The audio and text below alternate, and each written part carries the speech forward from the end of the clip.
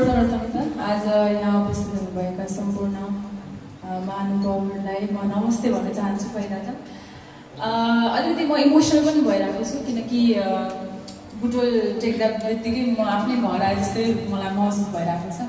मैले जहाँबाट आफ्नो यात्रा सुरु गरेको थिएँ, आज फेरि फर्केर त्यही ठाउँमा एज अ नायिका आफ्नो चलचित्रलाई बोकेर लिएर आउँदा चाहिँ एकदमै खुसी पनि लागिरहेको छ, एकदमै इमोसनल पनि भइरहेको छु। र स्पेसली यो कलाक्षेत्रको बच्चाहरूलाई देख्दाखेरि चाहिँ म पनि यसरी नै सानोमा डान्स क्लास आउँथेँ। अनि सुरेश सर उहाँ त अब सानैबाट नै एकदमै धेरै सपोर्ट गर्ने मान्छे,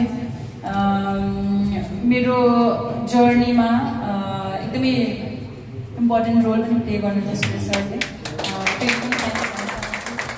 धेरै अब बिचमा डिआइडी झलक गर्दै गर्दा यात्रा गर्दै गर्दा कहिले पनि त्यसरी एकदमै मैले सायदै राम्रोसँग बसेर कुराकानी गर्न पाएन सर, त्यसको लागि म क्षमा माग्न चाहन्छु। तर जति पनि तपाईँले सपोर्ट गर्नुभएको छ अहिलेसम्म म एकदमै ग्रेटफुल छु। र सर मात्र नभएर आज यहाँ धेरैजना हुनुहुन्छ, Shankar uncle, Sanda aunty, Mamata aunty, उहाँ दुवैजना त मलाई, तिनजना त मलाई हुन्छ नि सानोबाट भैलो खेल्दाखेरि जब म डान्स गर्थेँ त्यतिखेरदेखि नै जब मलाई टेरियालाई कसैले पनि चिन्दैन थियो त्यतिखेरदेखि नै उहाँहरूले मलाई बोकेर लानुहुन्थ्यो प्रोग्राममा।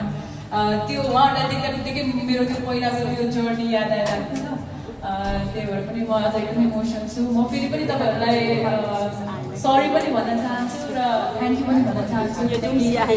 अघि नै भने जसरी बिचमा कम्युनिकेसन ग्याप पनि धेरै भएको छ, आइनला त्यसको लागि आइम रियली सरी। तर तपाईँहरूलाई म एकदमै धेरै हृदयदेखि नै धन्यवाद भन्न चाहन्छु। आज म 23 वर्षको भएँ, 23 वर्षको भएर मैले फर्केर आफ्नो जर्नी हेर्दाखेरि सोच्दाखेरि चाहिँ मैले बल्ल आज त्यो सपोर्टको त्यो मायाको भ्यालु अझै बुझिरहेको छु।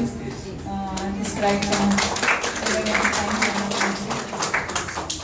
मेरो मम्मीले मलाई जहिले पनि सम्झाइराख्नुहुन्छ, तैँले त जहाँ गए पनि तैँले आफ्नो रूपलाई चाहिँ कहिले पनि बिर्सनु हुँदैन। त जब केही पनि थिएनस् तँलाई, त जब कहिले पनि कसैले पनि तँलाई चिन्दैन थियो, तेरो पछाडि को मान्छे थियो, तँलाई कतिजनाले पुस गर्नुभएको, त आज टेरिया छस्, तेरो कारणले गर्दा छैनस्, तँलाई धेरै सपोर्ट गर्ने र तँलाई धेरै पुस गर्नेहरू मान्छेहरू हुन्छ, त्यही भएर मात्र त आज टेरिया आउनु पाएको। त्यो कुरा चाहिँ तँलाई कहिले पनि भुल्नु हुँदैन भनेर।